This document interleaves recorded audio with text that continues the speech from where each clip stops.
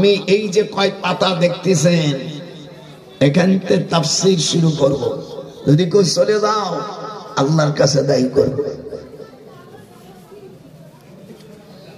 আল্লাহ রাব্বুল আলামিন বলেন, আল্লাহর হাবিব বসে আছেন, হযরত জিবরিল আমিন হুজুরের কাছে কাবা শরীফে দেখে আল্লাহর হাবিব জিবরিলের 600 পাখা। কত পাখা? একটু জোরে কোন, কত পাখা? আমি সেদিন এক মাওলানাকে জিজ্ঞেস করলাম, তুমি তো হাদিস পড়াও বুখারী, এই জিবরিল আলাইহিস সালামের 600 পাখা সব আমার মুখস্থ, তুমি 5টা পাখার নাম বলো দিন। এই মাওলানা সাহেব যাইই বলছে আমার নবী হলো মূর্খ। আমি বলে, আমি তোকে 100টি দাঁত ভেঙে দিতাম, রাসূল কোনদিন মূর্খ হয়?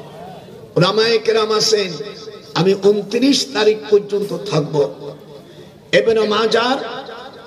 ইবনে মাজার মূল ছাপা, যেটা হিন্দুস্তানের ছাপ, হাদিস নাম্বার 2224, 20 লাইন পর 15 লাইন পর হুজুর বললেন, ওয়া ইন্নামা বুইস্তু আহাদ মুতাকাল্লিমের সিগা, ওয়া ইন্নামা বুইস্তু মুআল্লিমা ফাজালাসা মাআহুম।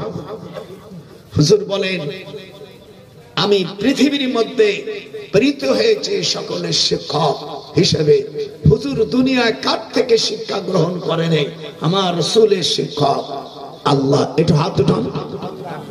আল্লাহ তাআলা সেই লোকটাকে যারা উম্মি মানে মূর্খ না, উম্মুন শব্দ মানে মা, উম্মুন শব্দের 28টা মানে আছে।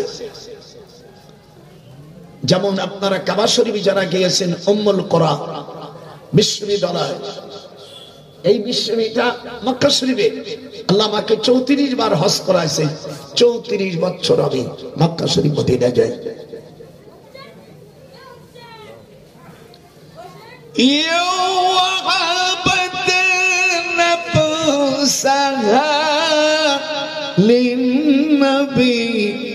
إن أراد النبي أن يستنكحها خالصة لك من دون المؤمنين